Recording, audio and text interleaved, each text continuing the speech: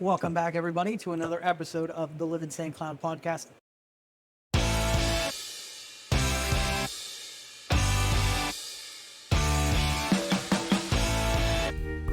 Welcome to the Live in St. Cloud podcast, your inside look at the heart of St. Cloud, Florida, hosted by Jason Levy of Around My Town and local expert realtor Dalton Albritton. Let's dive in. We want to give a huge shout out and special thank you to our amazing sponsors. First off, 4 Aces Junk Removal, your one-stop shop for junk removal, demolition, and dumpster rentals. They make junk disappear. Next, All Season Seamless Gutters, keeping your home protected from Florida's rain with top quality gutter systems and Eve lighting systems for your holiday lights. We also want to thank United Construction Solutions. They've been around from the get-go.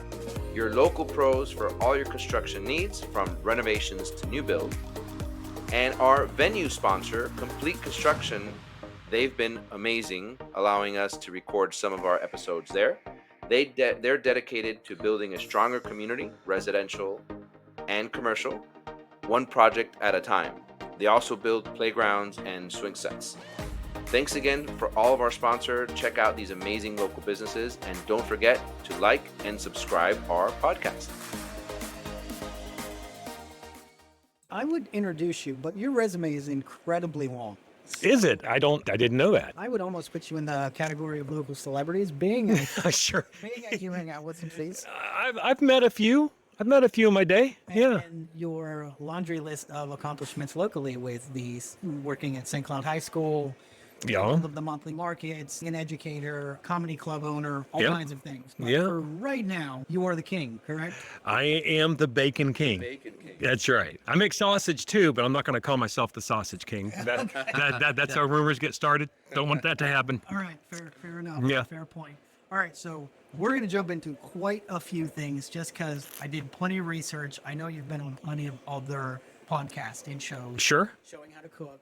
It seems like you're very much geared towards the educational side of things. Being a former educator, I love that you have people come in and teach classes. So let's start there Okay. All right. on what you offer here as the Bacon King experience. I have like you said, I have the Bacon King experience. I thoroughly enjoy teaching people how to make bacon. People they love bacon. They just think it comes in a package from the grocery store. But there's so many better options out there for bacon, and that's making it yourself. You get the pleasure of picking your flavor profile and whatever ingredients you want to use and doing it. And the bacon that you make, the chemicals aren't there like they are in store-bought bacon. And the bacon that you create is so much better. Matter of fact, my biggest email that I get from people that have taken my classes, I'm never buying store-bought bacon again. And that's one of my goals, is that I want to teach people how good bacon can be, because so many people love it. So when you make the bacon, you teach the bacon.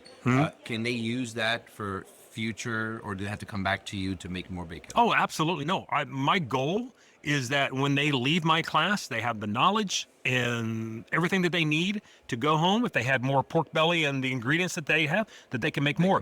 I had a situation early in the year where I did a private show for a family with all 10 of their relatives, and the mom came and told me, is that, hey, my son is taking the knowledge that you gave him, and he's going to his in-laws' house up in Pennsylvania for Christmas, and they've got the pork belly and they got the ingredients. He's going to teach them how to make bacon the way you taught him. And that's what it's all about. That's really cool. Yeah. Breaking it down to a simplistic view, clearly you can come in, you can get very well educated. Sure. Simplistically, starting with the classes, I would like to go into this because you don't have to have a giant smoker at home to start this. Absolutely not. You can do it in an oven. Yes, exactly. Right. So those people with small apartments with Foreman grills, with ovens, things like that, this is completely applicable across the board. There are certain ways that you need to change what I'm teaching you.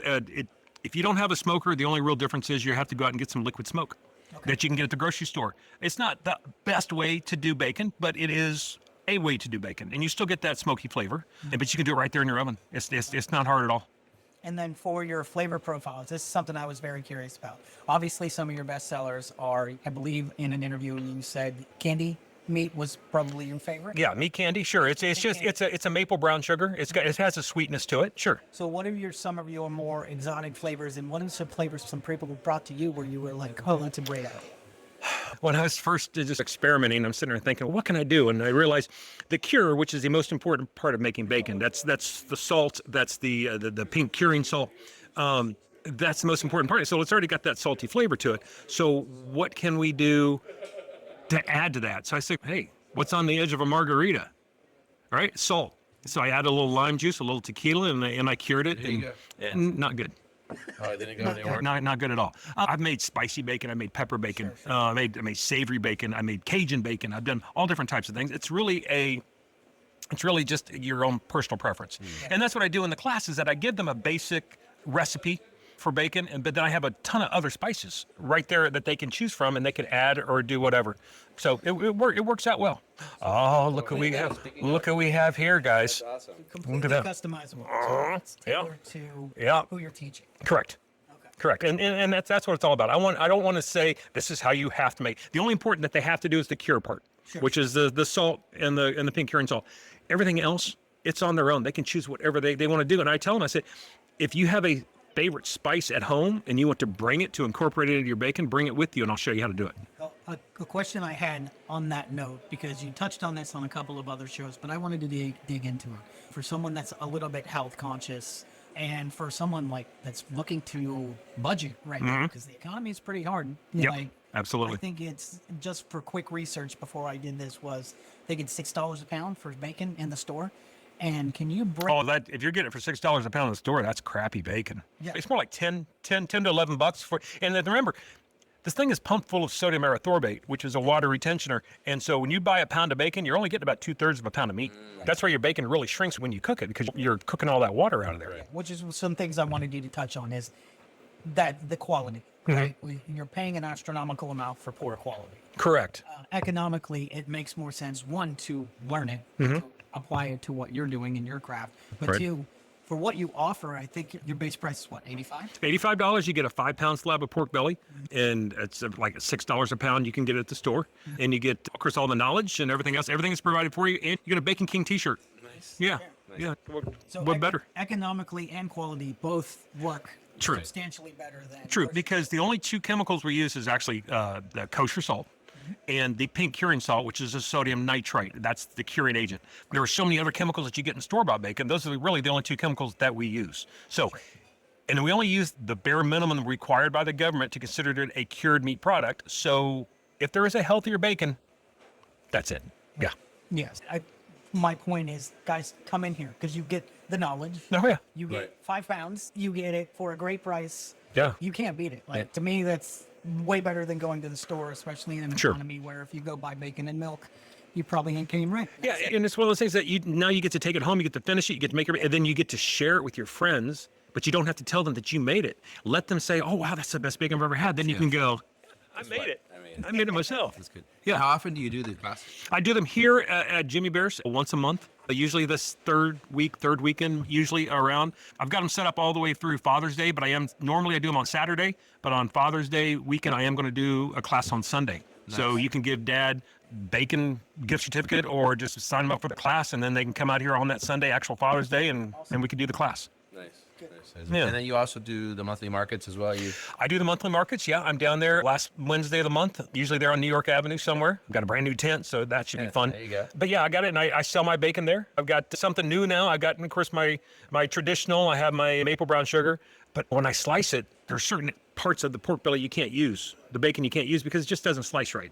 Yeah, it doesn't look good. Doesn't look appealing. I decided to grind that up, and now I have Bacon King bacon bits. There you go. Yeah, so those are tasty. And then I got really smart. And so people love to cook with bacon grease. So now I have these containers. This is only half full, but like a buck for, and it's clarified twice. It's filtered, it's strained, all that stuff. So I got all types of bacon products that I'll sell at the monthly market. What we call being resourceful. Yeah, I don't have to throw anything away. Absolutely. And then you could also register for classes there too. You can go on. I can give you my card. You can go online. We do everything's done online for the registration. And Easy website to remember, right? BaconKingUSA.com. It is. There it is. Super simple. Yeah. You guys want Yeah, you guys want that's to try something? Help yourself. Yeah, but this is my traditional. This is it's gonna be. Wow. This is the best bacon I've ever had. It's good stuff. It's good stuff. It's got the salty flavor that you're used to from store-bought bacon, but there's plenty more ingredients in this. There's some onion powder, there's some garlic powder, paprika, black pepper, red pepper flake. It's just a bunch of different ingredients there that gives it a nice flavor profile. So what it is, when the cure happens, the cure actually goes in and pulls the moisture out of the meat. That's what curing does, because it gives it a longer shelf life, because it reduces the bacteria, pulls out the moisture. But it does a scientific thing called a double displacement. So I'm pulling the moisture out, but I'm replacing that with the spice profile that's surrounding the pork belly in the cure process. And so the spices actually get infused into the meat. Incredible. Some real good stuff. Quality-wise, guys, your taste it. 10 out of 10. Store-bought bacon doesn't have anything. You can taste the freshness and the quality of the meat. Yeah, it goes from being smoked to sliced and packaged in less than 24 hours. That's a 10-day cure time, and then a 2-day dry time, and I smoke it, slice it, and package it all within 24 hours. You're not going to find fresher bacon anywhere. Do you see an increase around like spring and summer barbecue seasons, things like that, or is that something you would Christmas. like to see? You know what? I went to, they had the Christmas market downtown, and I brought, last year, the year before, I served like 60 pounds of bacon, 70 pounds of bacon, and I sold my last package of bacon my very last day on Sunday. So it was a good weekend. So I did about the same this year. I sold out by 3 o'clock on Saturday. Wow. I had people lined up 2 and 3 deep at my tent just to buy bacon, and I was underprepared. So I know moving forward, I really need to have a lot in stock and ready to go. So for the holidays, Yeah, so we're starting to see an and increase. and it's just, I got my people that have been there every time. They always come in to buy bacon. I get the people that are brand new. I have samples to give until I run out. I don't want to do too many samples because bacon. try them. Help yourself. That's what it's there for. You're not trying anymore. You're indulging. No, I'm indulgent. This is great. I do have samples to give. I don't cook a lot of samples. I'd rather just, because I don't want anything left over. But some people can get samples. Some people buy. I'd say about 85% of the people who get a sample end up buying bacon. And I go in levels too. The more bacon you buy, the cheaper it gets. I get one package for 12, 2 packages for 22, or 3 packages for 30. So it drops $2 every time. Nice. Yeah. And are you in every monthly market? Yeah, there's 4 monthly markets in the spring, 4 monthly markets in the fall. I'm at every one of them, except the one that got canceled this year because of the hurricane or the weather. Yeah. They moved it to a Saturday. It was the same Saturday I had a class here. So I wasn't able to be there. But yeah, I'm at all of them. And then I'm at the Christmas one. How did you get started with it? Did you just love bacon and you just figured out?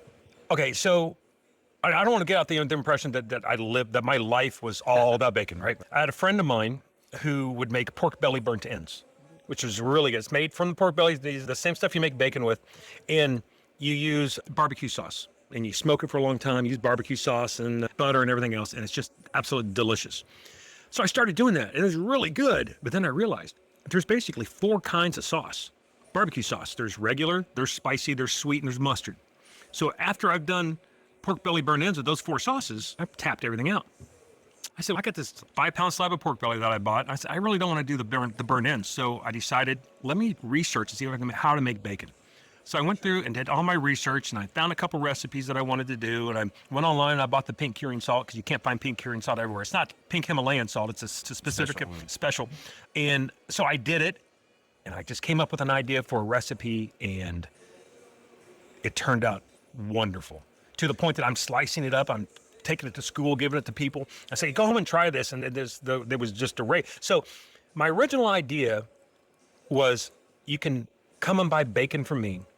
Tell me what you like. If you're from Louisiana and you like Cajun food, I can do Cajun spices. If you're from Asia and you like Oriental food, I can do Asian spices. Do whatever. That was the original idea for the business, Bacon King USA. So I started working on the website and doing all that stuff and putting in there that I needed to put in. And then one night my wife goes, hey, I'm going out with some girlfriends. We're going to go over to this place. We're going to drink some wine. They're going to teach us how to paint a picture. And then they hit me. I was like, if you can drink wine and paint, why can't we drink beer and make bacon? There you go. And that created the Bacon King experience. There you go. So I've been doing that all over. Sorry, do you think that was a natural connection for you from being an educator for so long? Probably. Yeah, I would say so, because even when I was on the road, and I was one of the jobs that I had working for Carrot Top is that I was a pyrotechnician. So when I would go play these little towns and I have all this pyro and explosives on stage, I would actually have to teach a course to some of the local fire marshals as to what we're doing. That makes sense. So I got used to doing that And then I translated to when I started actually being a teacher at St. Cloud High School.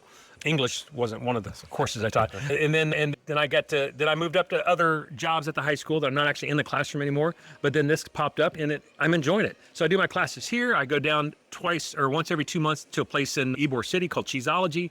It's a cheese store. They got half their restaurant is set up like a, I've been to Ybor a couple yeah, Yeah. they got half. for strip club.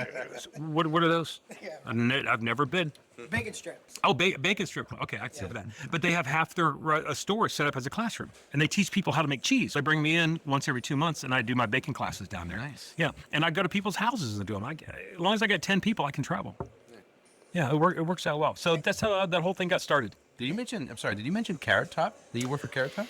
I did. Oh, wow. Yeah, a long time ago. The segue right now, but how'd that go? Well, it was good. I started with him in 1991. I just graduated from college. He just got booked to do 84 colleges. Wow. And so his manager said, Eric just graduated from college. He can help you drive the truck. He can open for you at these colleges and just help. great. And that turned out to a 15-year relationship. It's a business relationship. Yeah, let's clarify in today's times. Yeah. So where did I know that didn't start your love for comedy, so let's transition more into personal. You help co-own and manage the comedy club? What is the... Vinny owns the restaurant. And Vinny and I are partners in the comedy club. Okay. His job is in the comedy club is to run the restaurant part of it, to run the day-to-day operations of the restaurant, and then when he makes sure we have enough wait staff and the kitchen staff, and make sure that the bar is all set and everything else. My job is that I book the comedians. Okay. I book the feature acts. I book the headliners. I've been doing that forever. It all started when I was 6 years old, and my parents took me to see Red Skelton at the Indiana State Fair. Okay. I had no idea what he was doing, but I look around and I see people laugh, and I thought that was really cool. So I've always been the jokester. I've always been the class clown. I've always been that guy. And so that's how it all got started. And then I moved to Charlotte because I was in college, and there's a comedy club called the Comedy Zone. And they just opened up a club in Charlotte, North Carolina, and they started what they call the Comedy Zone All-Stars, which was an open mic night. So I started going to that, and I went from an open micer, never been on stage before, to getting paid and traveling within 6 months. That's awesome. Yeah, it's just the way it works. I was good, but I wasn't great. Sure. All right, there's a lot of things that I'm good at, I'm just not great at. And comedy was one of them. I did it enough that I held my own. I could do what I wanted to do, but I was never going to get to Nate Bargatze level or Larry the Cable Guy level or anything like that. And I knew that. And then I started working for Carrot Top, and I saw an avenue of, I was his opening act, but then I started working on his show with music and sound and special effects and lighting and pyrotechnics and everything else. So then I transitioned from his opening act to his road manager, and I produced the live show all the way to the time he got to the Luxor in Las Vegas in 2006. That's amazing. Yeah. So I'm staring at Kinnison. Dangerfield's behind me. Yeah, that's right. Who are some of your comedy heroes? George obviously, Carlin. there's So many. George Carlin. I mean, I remember I was in high school. I'd never heard of George Carlin before, and I'm at band camp because I was a badass tuba player, and we're all supposed to be locked in our rooms and stuff. And I hear a knock on my door, and it's my friend Dave from across the hall. And he goes, "You got to come listen to this." So we sneak across the hall, and he's listening to George Carlin, the 7 words you can't say on TV. Yeah. And at that point, I'm like, "Holy cow!" My dad had Bill Cosby records.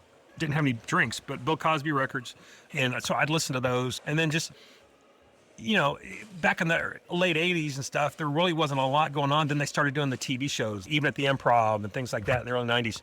And so I started watching that, and then the whole thing of the Comedy Zone popped up, and I said, you know what? If I'm going to do it, I'm going to give it a shot and just see what happens. Yeah. And that's what I do with most of it. Let's give it a shot and see what happens. Yeah. And it just goes from there.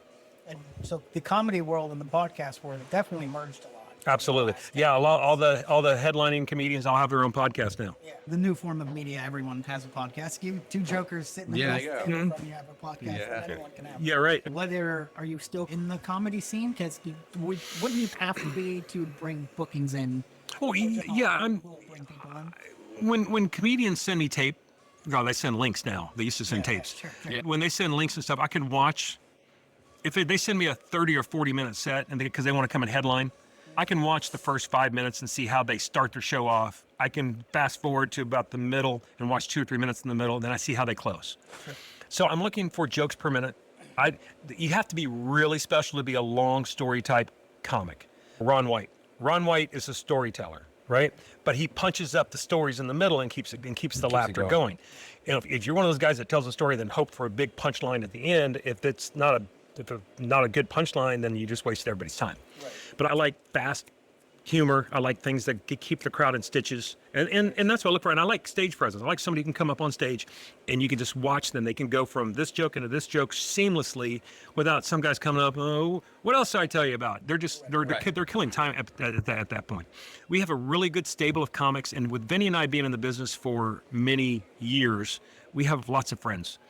People that nobody else has heard of, but we'll bring them into Porky's Comedy Club. And if you come to the show, I guarantee it's going to be a great show. Yes. Yeah, that's cool. That's some exclusivity. Like, you're going to get this here. And don't forget, if they blow up, you found them here. Correct.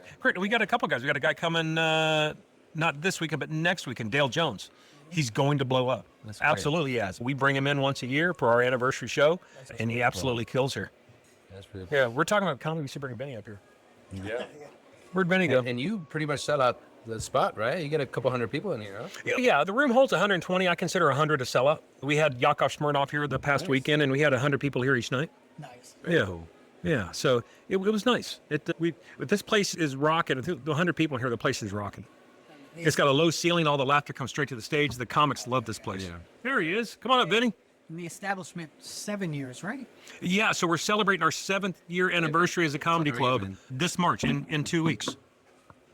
Get one of these before you get it. Yeah. Looks like he's drinking a martini. Looks like it. And then he's got his mug as well. Got it all. Everything here. Man, my bacon is good. It is real good. It's because it's cooked in my kitchen. Is that what it is? Actually, that's a good segue. So is all the bacon you serve here Bacon King bacon? No. No, we tried that. It creates a lot of brand confusion and stuff. Plus, the bacon you can get through restaurants is dollars compared to my high-end. High end. Yeah. That's it. Yeah, he That's won't, what he it won't is. cut me a deal. Not That's what he's absolutely. saying. Nope. Not That's at what all. he's saying. Never, I should charge you more. Non-competitive. I see. Yep. So how do you guys meet? That's a long time. How was it? Is it high school, college? No. We Charlotte, North Carolina at the Comedy Zone years ago. Yeah. 1992, probably 91. Wow. 91. 91. Yep. We saw each other a couple more times after that, and then we both went dormant, didn't see each other. I was at the restaurant. We were over on Pennsylvania Avenue, and I heard a buddy of mine call me up, or I found out a buddy of mine was doing comedy in St. Cloud. I'm like, there's not a comedy club in St. Cloud. And it was two guys that I used to work with all the time. And sure enough, there was this thing called Comedy in the Cloud. Comedy in the Cloud that was going on like once a month or whatever. And two of my buddies were coming. I'm like, you guys coming to my town? I'm opening. So they reach out to him and they're like, it's Eric. And they go, Eric Godfrey? And he's, yeah. I go, oh yeah, I remember Eric. And they call Eric up and go, hey, Vinny's going to open for us. I'm like, Vinny who? He goes, Vinny Barber. He goes, I don't know Vinny Barber. He goes, he owns Jimmy Bear's. I said, well, that's a good restaurant. I've eaten there before, but is he funny? And he's like, come on, Vinny Barber. So he starts telling me, reminding me of then he started talking about this rock and roll bit he used to do with all this stuff. I'm like, well, that's Vinny Barber? And then as it turns out, we both changed a little bit because we lost touch. I'd had dinner at his restaurant. What do you mean by changes? We both gained weight. Got really fat. Change clothes. Yeah. Multiple times. And it turns out we had conversations at his restaurant. And didn't recognize each other. I knew Eric from North Carolina. I didn't know Eric was I knew Eric was on the road with Carrot Top. I thought he was in Vegas. Yeah. You just don't expect to see somebody like that. No, you never put two and two together. So we met as comics. We met as comics on the road, and there's a couple stories there. Should I tell that one? I'll set it up. You can punch it down. I was working at Bonkers up on Lee Road, and Eric and Scott Carrot Top were working over at Comedy Zone on I Drive. And I was working with a guy named Al Bursky. Al Bursky. Bursky is the youngest guy ever to be on Carson. He was on there. I think he was 17 or 18 years old. Something like that, so yeah. he's a legend in the business. He's a legend for a lot of different reasons in the business too. But at the time, Bursky was trying to get Carrot Top wanted to manage Carrot Top. So Carrot Top came over to Bonkers and Eric, and we're sitting in the back and we're talking like, hey, let's go before he gets off stage. So we left. And I'm like, and I knew Scott for years before this too, but I didn't think about the fact that Scott was from Cocoa and that he'd been here. And I took him to the Parliament House. Yeah. Do you want me to take over from there? All right. So here's the thing. He goes, I'm going to go to the Parliament. We're going to go to the Parliament House. I'm like, perfect. Because I'm from North Carolina. And that's why after shows in North Carolina, you go to the Waffle House. I'm thinking Parliament House, what could possibly go wrong? Right. He gets us there. I realize it's not a restaurant. Yeah, I'm sure. I'm think sure. you I'm, are. I'm sure sausage is on both menus. Yeah. And he gets up there, and you know, you pay the cover and everything else, and Vinny goes, I left my wallet in my car. All right. I'm like, well, all right, go back. I'll wait for you. And so he goes back to his car, and I'm waiting. I'm looking around. I start to realize what kind of place this was. And then I'm looking around, and I realize Vinny's nowhere to be found. And then I look outside the front door where he had parked his car, and his car's not there. Gone. He left me at the Parliament House. Just left me there. Just, hey, Eric, you're on your own now. Just, I didn't know what made me more angry, the fact that he left me there or the fact that nobody bought me a drink. It was tough, but somebody did buy me a drink when I went back the next night. So. Yeah, no. You want a second one? Yes. So that's what it was. And so, yeah. And then this whole thing, and then I was doing the comedy over at the other place here in town, and Vinny became my house MC for a year. I wanted to. He wanted to get back up on stage, and I showed him one day. I go, hey man, just so you know, I've had this for about 2 years. 2 or 3 years, yeah. And I take out my phone and I show him the Porky's logo. I go, this is my dream. I go, whenever you're done here. And so we decided that, yeah, okay, we're going to take it out of there. And we went to the St. Cloud Marina. They have the big space upstairs. And I tried to get it to do comedy in, and they go, oh no, the city doesn't. Get me started. There's a whole bunch of stuff. Yeah. Nonetheless, what I found out was you had to be a nonprofit in order to do something like that. So I formed a charity that's still alive today and functioning and does good things. It's called Back the Blue Barbecue. And we provide scholarships for sons and daughters of first responders or anyone who wants to become a first responder. And through the Osceola Education Foundation. And we've been providing scholarships for them for 7 years. Yeah, 7 years. now. That's good. Yeah. And we use that charity to do that, and we donated a portion of our ticket sales to the charity. And we gave them all of our dates. Hey, here's all the dates we're going to do. We were doing once a month. Once a month. We sold out our first couple of shows. Yep. We're getting ready for our third show that was sold out. And they said, hey, we're going to move you from there to the Civic Center. I'm like, what? They go, yeah, we've got a wedding we're going to do now on that day. So I'm like, wow. Yeah. I go, whoa, time out. We gave you the dates. Yeah, and they wanted us to do one night at the Civic Center and then one night at the Marina. So now we're doing two separate places. So people are going to get confused. Remember, we're setting this up. We It's a full-on production. had draped curtains, drapes, sound system, everything. sound system, POS system, setting up a temporary kitchen to serve Yeah. food, temporary bar to serve alcohol. We owned everything. And I started driving around, and I found this place. I called Eric over, and at first we were just going to get the 2 bays, and I'm like, no, we need the third one. And I'm like, if I don't get that fourth one, I'll be paid live. We got the first 3.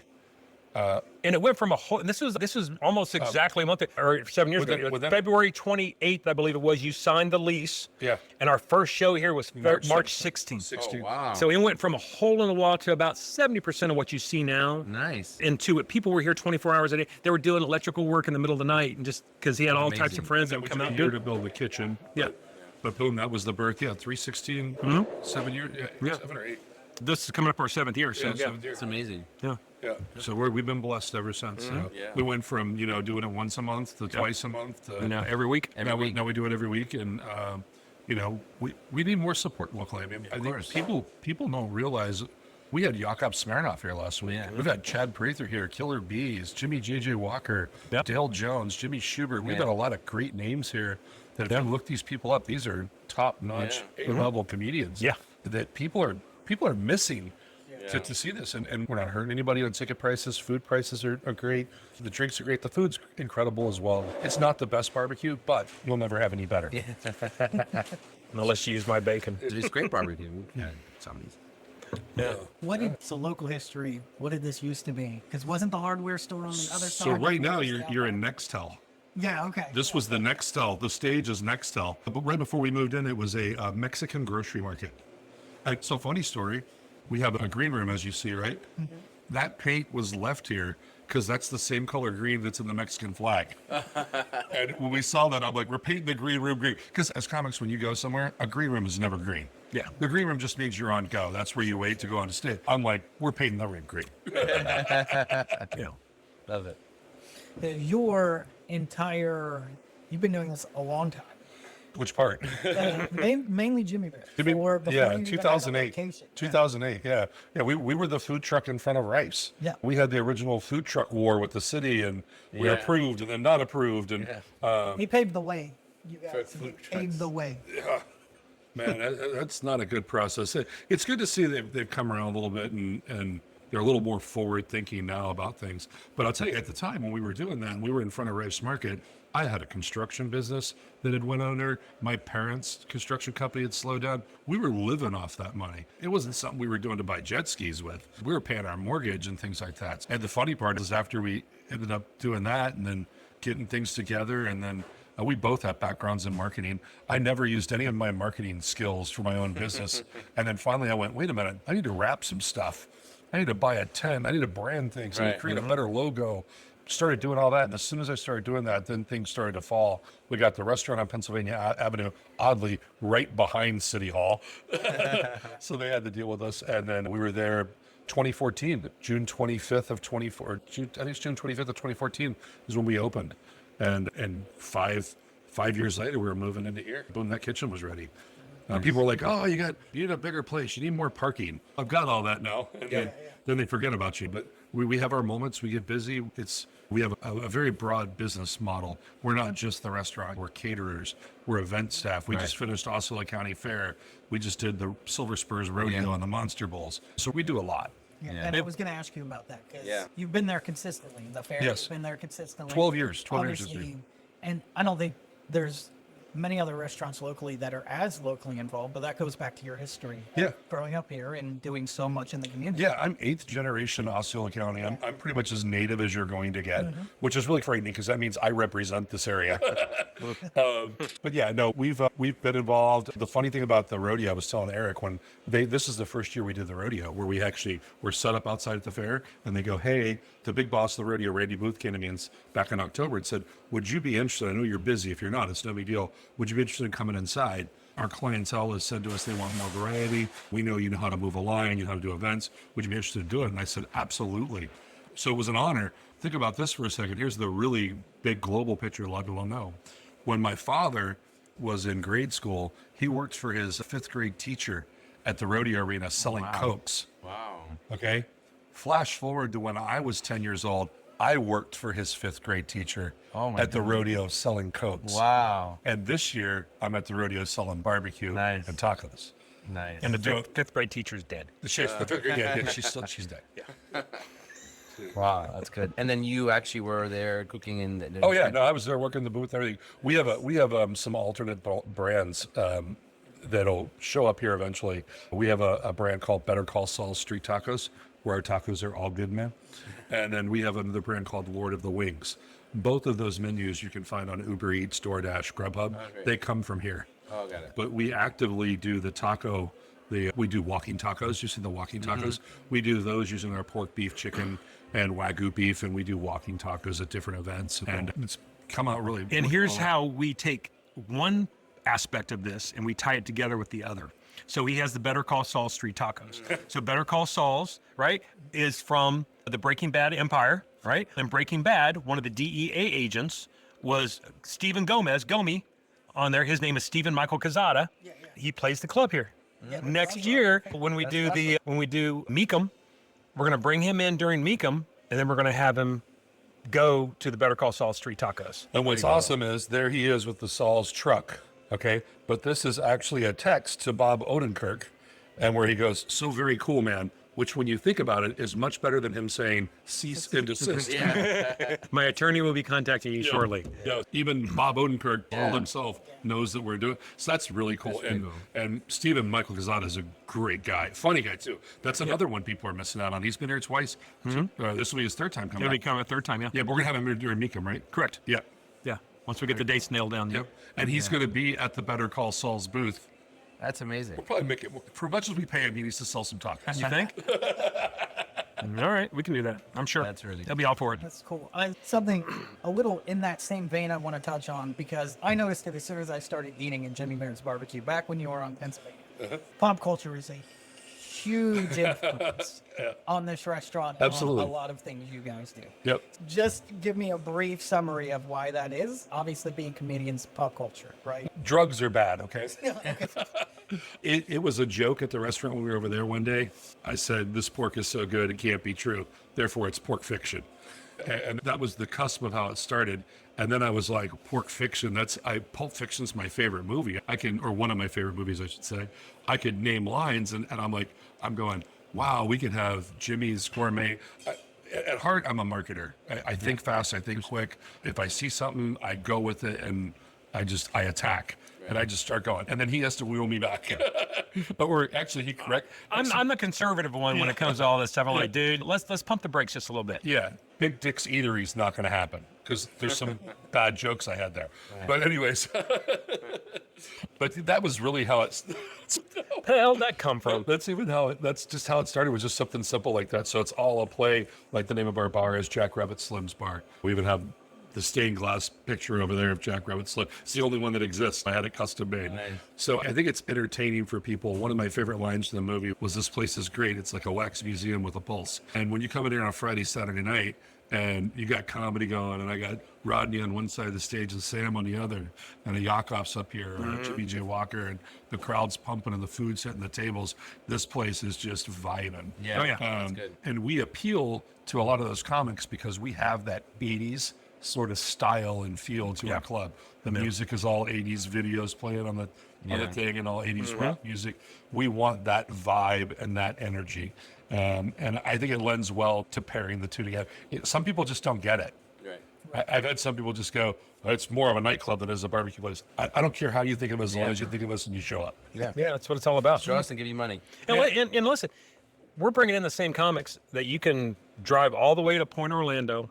You can pay to park, and then you can go see the shows there. Right. Whereas you can come right here in your own backyard. You can Uber in if you want to. Come right here. Come see a show. You got plenty of parking. It doesn't cost you anything to park. You got great food. What more can you ask for in your own backyard? Yep. You know? And that was the primary importance of the reason we do the show, is highlighting what's in our own backyard. All right. Absolutely. Because I'm sure there's still a lot of people that don't know Jimmy Bears is back here in the corner. Oh, right. They were there. There's even a comedy club. I've got people. There's a comedy club in St. Cloud. Yeah, we've been here 7 years. Where have you been? Yeah, I get that a lot. Where I constantly bring up the record store in downtown St. Cloud because he doesn't do any marketing. He's all word of mouth. Yeah. I'm like, we have a record store and it's really well priced. You should go in there. Same thing. We have comedy club. Actually, for my involvement with the Business Network International and being president of that group, I have people reaching out to me all the time. I just had someone reach out to me from England, and they were here on she ran a lacrosse team, and she was here with the whole school. She was like, I'm in a Kissimmee for a tournament, doing some stuff. What locally do you suggest? I get emails like that all the time. Sure. First thing I say, Jimmy Bears barbecue. Yeah. I'm St. Cloud, born and raised too. I think barbecue when I think St. Cloud. The funny part is, I would say 60% of our weekly business, like during the week, Monday through Friday, is tourist business, especially this time of year. We get them from the airboats. They send them. If you ride an airboat over off of Neptune Road, and hey, we're thinking about going for lunch, they're going to tell you one of two places: Jimmy Bears or Catfish Place. That's the two staples that people call out. And we get the tourists that come. If you look on TripAdvisor, I looked yesterday. We're usually number one. Right now, we're number two. I don't know who number one is, but we're not number two in barbecue restaurants. We're number two out of all restaurants rated by TripAdvisor. People who come to town. So we get a lot of that traffic. There's a lot of people who know where downtown St. Cloud is because we were downtown for those 5 years. We wore out Pennsylvania Avenue. Why did they have to keep redoing the bricks? And where were you exactly? So we can blame you for that? 808. Yeah. I thought 808. Isn't it 808? 80. I forget what it is. So where Granny's is? Yeah. That's our original. That's our original location. They were in where We prefer to say the other restaurant. Oh, okay. Do you guys have barbecue battles every once in a while with Granny's? No, look. You know what? Here's the thing. I don't do barbecue competitions. Number one, I like to see other people win. But that's not why I got in the business was to do competitions. And the competitions we've done where we've been forced to them, like, hey, you got to do this. You're here. That's been 4 times. We've won first place 3 times and second place once. So good. I don't need that. You know what I need? I need Andrew Jackson, Ben Franklin. Yeah. I don't need trophies or that's what I need. And I didn't get into it for that. That's a different kind of lifestyle. Yeah. That I don't care about pleasing 4 people. We're in the business of feeding 50 to 1,500 at one time. Yeah. I mean, that's what most people, you could talk to a lot of restaurant owners around here, like Wojo over at Wojo's bar. He'll tell you he's the only guy I know that can feed 1,500 people at one time. And we literally do. We were at Universal Epic this past year 6 different times, feeding between 800 and 1,500 people at a time. And when we go there and feed 1,500 people, we have them fed, with their plates and sitting and eating all 1,500 in less than 45 minutes. Nice. That's our game. That's what we do. We are very good at what we do, mass producing food. I got a kitchen where I could feed 3,000 people out of. I got way bigger kitchen than but that's what I wanted to do. I wanted to get in somewhere where we didn't have to worry about it. And you know what? We're there. That's good. Efficiency. Yeah. Yes. Yeah, we are definitely in everything we do, and Eric and I are a lot alike in that way. We're always about never to and you do it the same way over and over again, just to the point where you're insane doing it. Right. But that's what you have to do. It works. Yeah, it absolutely. Yeah, works. repetition definitely works. Yeah. You know, and I'm sure he's gone through different renditions of how things work in the kitchen, just like I've gone through different renditions on how I want to make my bacon, because I'm searching for the optimal way of doing it. I've set up literally hundreds of events, and I would say there's only a handful of times where I've ever set it up the same way. I always find something new where I go, the salt should be here. Because when you go to here, you need to grab it. It's things like that. But when people that are listening right now that work in a kitchen know what I'm talking about. You don't want to have to think. Right. The one thing you want to think about was, what is my order? There's my order, and I'm going to fulfill it. And this is here, that's here, and it's all a rhythm. It's cooking in the kitchen is a lot like playing drums. You got to get that hi-hat going, bring in that top, and just keep going. So That's good. Let's talk about. I had a question for you because you closed out. You said it was your original interview, but nobody ever touched on it after the fact. You were excited about a couple things happening in Miami. Did those ever come to fruition? No, they did not. But I did get something good out of it. Long story short, I was contacted by a hotel down in Miami, and they have a very large Jewish population that stays at their hotel, and he was inquiring about beef bacon. There's a cut on a cow called beef navel, and it's the same cut to make pastrami with. I decided that I was going to come up with a couple different recipes, and I just sent him chunks of this beef bacon, different recipes, down, and then they could choose which one they want. So they actually found one of my recipes to be quite appealing, and they said, this is the one we want. We just couldn't come up to a final idea because beef bacon, just the bare bones product without anything to it, it's $6 a pound now.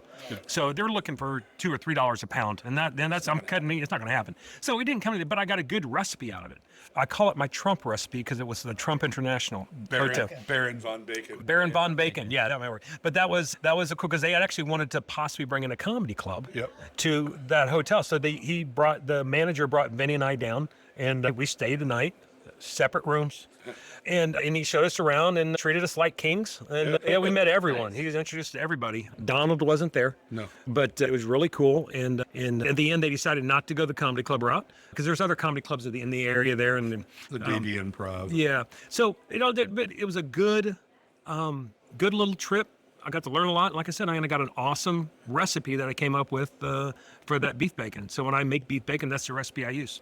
So speaking of recipes and different types of recipes, have you seen like on TikTok and Instagram or social media, like vegan style where they get carrots and make bacon out of carrots? My algorithm does not show me any of those. Oh, It doesn't show me any of that. Why would I want to see that? Bacon is bacon. They get the smoke, the liquid smoke, and all the same spices. Good for them. I haven't tried it. But it's like the strips, and they put it in there, the fryer, and They're eating what my food eats.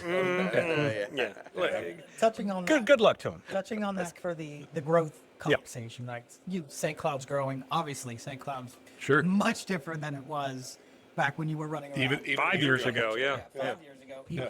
With the growth conversation, I'm glad you brought up the beef bacon because it's becoming a lot more multicultural. That is a great product to have. Sure. So we have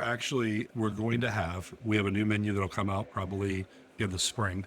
I've been trying to get it out since October, but then what happens is October hits, and October to the spring is our busiest time of year. So we'll have a new menu coming out to where you will be able to have the beef bacon as an option. So if you want our BLT, they'll ask you if you want beef or pork.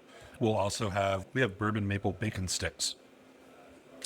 And actually we'll get an order of those over here so you can try those. We'll have that as an option where you can get that as beef as well. And we've also introduced a new burnt end that we're doing. Instead of doing the burnt end on a brisket, burnt ends are made out of whatever you want. I've seen them on the internet doing them out of bologna, hot dogs, whatever. Yep. We're actually using the beef navel. Okay, so it's beef bacon. We're actually doing our burnt ends out of the beef bacon. Yep. And we do an apple glaze on top of them, and they're incredible. They really are. And they hold nice. So, but I'll get us. Hey, Crystal. Crystal. Can I get some bourbon maple bacon sticks, please? Yeah, we got to order those, and you guys can try them. Nice. you've been a man that's hit many goals, and all of this comedy, the barbecue, everything. Some people might think it as a hodgepodge. I think it all means with you. Right? Oh yeah, no. And long story short, the way all this, my father's dream. My father was Jimmy, by the way. All right, and he was as big as a bear. Jimmy Bears. That's why there's no honey in this sauce. We just put it in bear bottles because that's good marketing.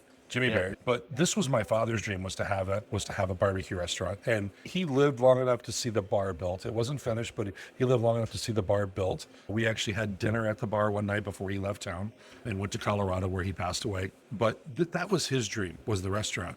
And when we were downtown, that was when I started questioning things, going, wow, what's my dream? And my dream was to have a comedy club one day. I had toured and worked with all these great people and really loved being on stage and being a part of that. And then when Eric and I got together, that's where this kind of, I went, okay, now I'm going to fulfill my dream.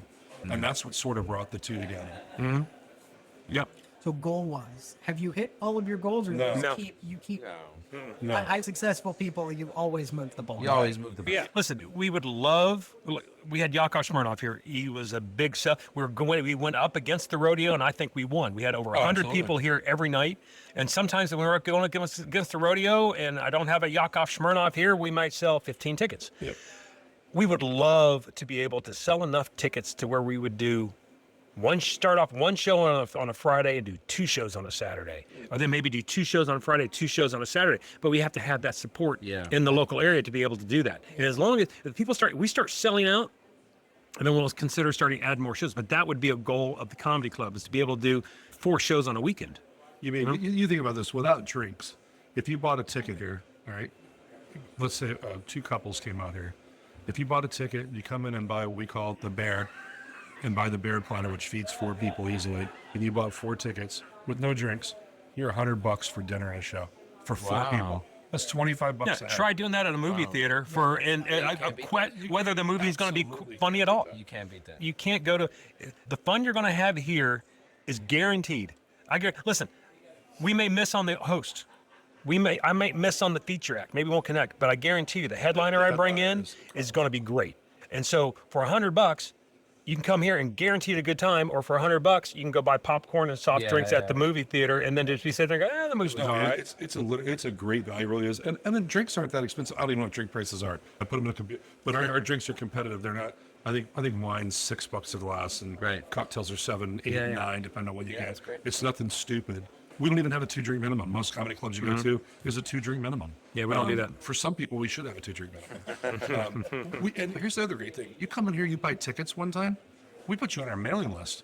And this week, people who were on our mailing list, they got an email. You know what the email said? Come in this weekend and use this code for Free tickets. Yeah. And we give them free tickets to come this weekend. Yeah. So we're not worried about the door as much as we are getting people in here and supporting the show. So we can, when we can go to different artist management and show them where we've had a Yakov in here, or a Chad Prather, or a Jimmy J.J. Walker, and these are the numbers they're Or pulling. Michael Winslow, the guy from Police Academy that does the voices. Yeah. You start showing that, then that's where all of a sudden you start drawing some more. Jimmy Schubert, Dale Jones, one of my 2 favorite comics to come through here. Jimmy Schubert is one of the original outlaws of comedy from Sam Kinison. He was on Two Broke Girls or whatever. 2 Broke Girls, Entourage. All that stuff, yeah. King of Queens. He was one of the UPS drivers in there. Yep. You've seen him. But let me tell you, he's bar none one of the most craftiest comedians I've ever seen on stage. Yeah. Not only material-wise, delivery-wise, everything. Dale Jones. I sat here in the back with Dale Jones and told Dale Jones, hey, man, thank you so much for coming out here. He goes, oh, man, Vinny, anytime. And I go, but what are you doing here? He's that good. He's that good. Yeah. Greg Hahn, another guy. These are names, if you look them up, you will find videos of them, and you will not stop laughing. Awesome. Just not stop. And we've got that level of talent. And they love coming here because of the feel. We have the crowds that come and see them and support them are great crowds. Right. People have a great time here. And we take care of them too. Listen, Vinny and I played tons of clubs where, okay, all right, here's your Diet Coke. That's 87 cents, and you need to pay that before you go on stage. Wow. It's like, I'm here to perform, but you want me to pay 87 cents for a Diet Coke? What? Oh, here's $1. Keep the change, right? Or we have places that we've gone to, and they go, there's the bear tap. Help yourself. Here's your menu. Whatever you want, it's on us. Just take care of the wait staff. Yeah, New York Strip's really good. Yeah. When I worked for the Improvs, when you went to the Improvs, they had great kitchens, and you had New York strip and mashed potatoes or a loaded baked potato before you went on stage, and they comped you a couple drinks. Yeah. And we do the same thing here. Our slogan that we come up with. We're a comedy club for comics by comics. Yeah. That's what we do. Because we want to take care of everybody that comes here. Yeah, it does it. They loosen their guard up. Yeah. They're not working at that place where it's like the owner's back there going, you really didn't draw this week. Good luck on stage, kid. Yeah. You know, We still say that, but we're just messing with we it. just give them drinks. So as a Vinny, as a local, speaking on those goals and bringing people in, because those celebrities bring people in. You guys are looking to get more local staff, local people in the doors. Get yourself out there. That change you want to see. How are you trying to exemplify that? What do you think needs to change to get more people in the St. Cloud? I think awareness is probably key more than anything. Everything else is here. The room's here. The seats are here. The chairs are here. The stage is here. We've our sound system and lighting system to do a 2-show night, just to show you how we think. We have $15,000 into it. Our pre-show that goes on before we're getting ready to update. Yeah, thank goodness. But when you come in, have you been in for a show before? I haven't. Have you been in for a show? I have to. Okay, you need to come in for a show because the atmosphere and the mood changes, and it's purposely done the way it is. And if you come in and experience it one time, you're gonna be like, "This is." By the time the show starts, you're gonna be like, "Where am I?" It's just You wouldn't expect something like what we do in St. Cloud. yeah.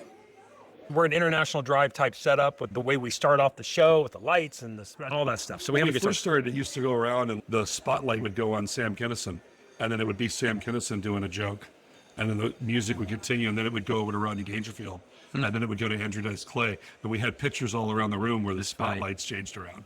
So that was cool. We did that, and then that was before we had video. Now we have this massive video. That 15 grand, we got another 10 grand or 12 grand in video that we did for Michael Winslow. Yeah. Yeah, we designed this whole thing for Winslow. And he loves it. He loves it. Immersive. Yeah, it's good. But it's just awareness. It's people knowing that, hey, I can go there, I can have a good time. It's a quality show. And people always, they'll ask you, hey, what? Thank you so much, Mr. Crystal. Thank you. People ask, what, is the show clean? Is it dirty? You know what? It's never worse than a rated R movie. It's never X-rated. No. For the most part, there's a lot of shows that you could bring your preacher to, as long as he's not Baptist.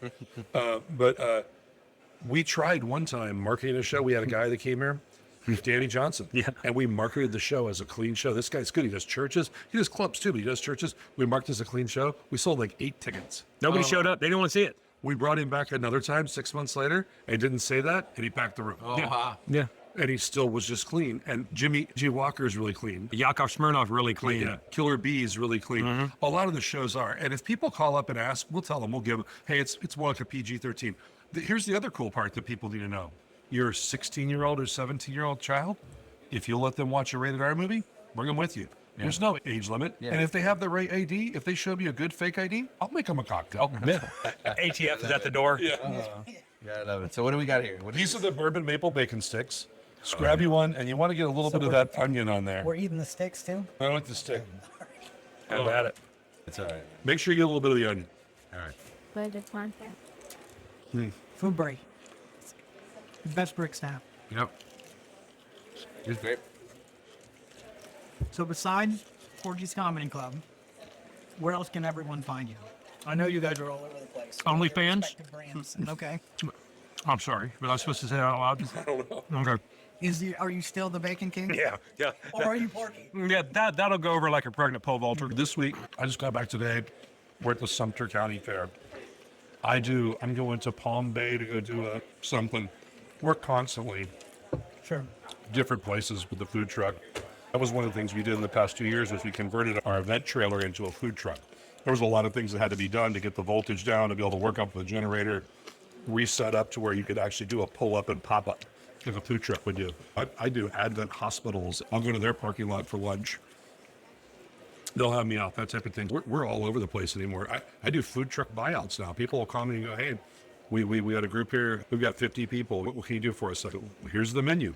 What do you want? You want everything? You want to buy the truck out? I'll come there. I'll come loaded, and we pull up in the parking lot and open up, and their employees come out and order off the menu, and it's taken care of. Yeah. Amazing.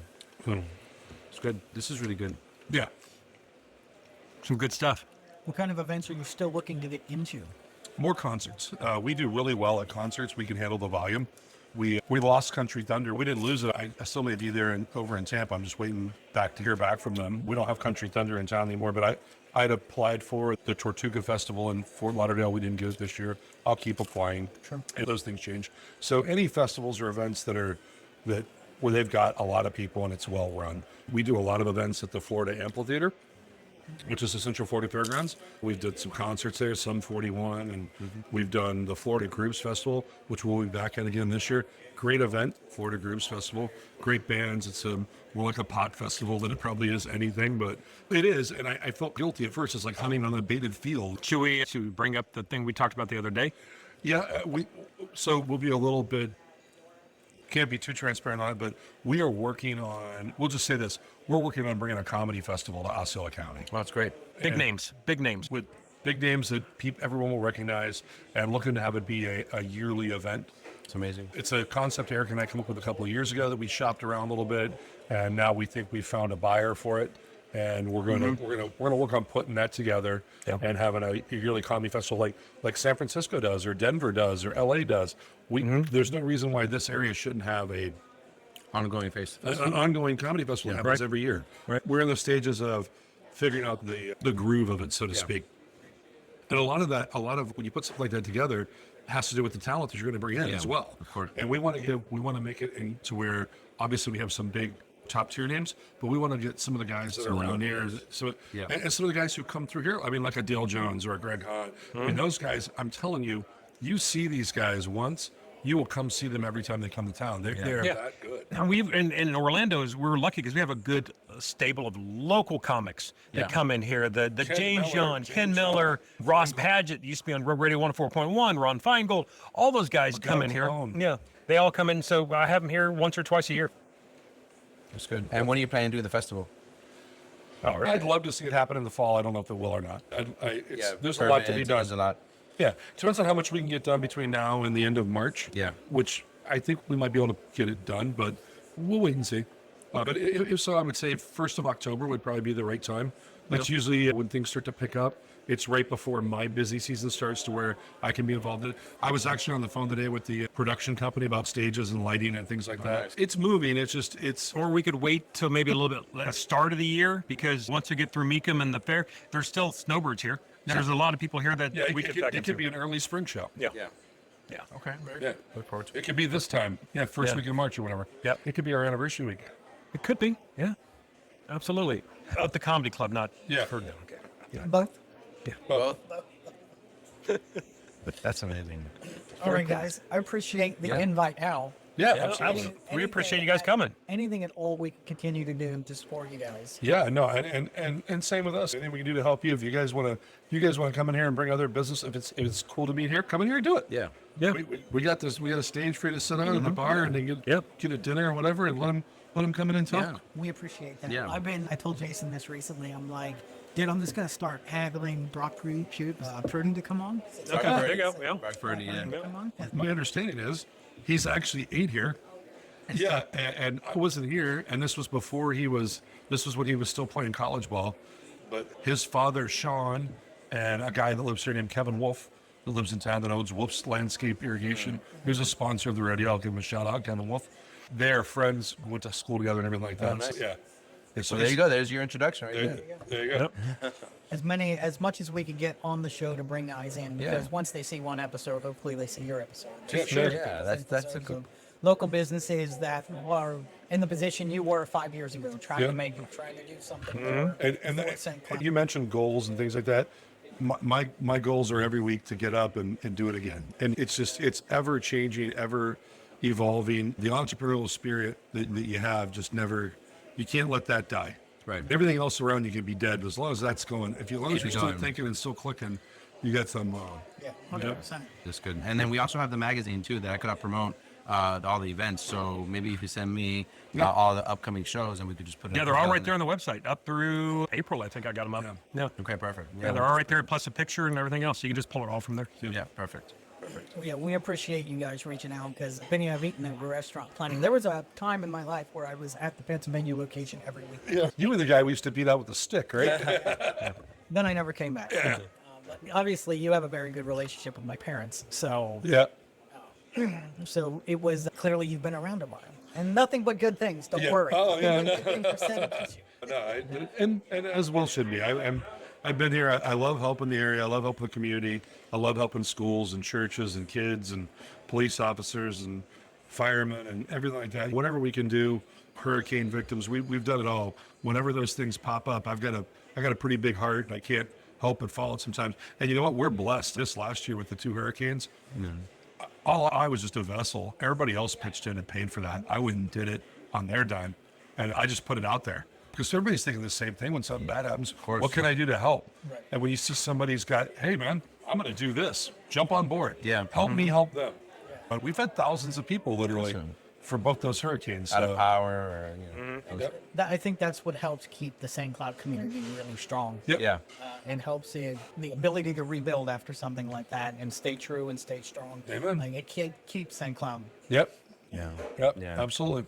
And we got to keep it going too for the podcast perspective to like and share and just keep on pushing the podcast to get more businesses and events out there more to the public. Absolutely. So that's Yep. really good.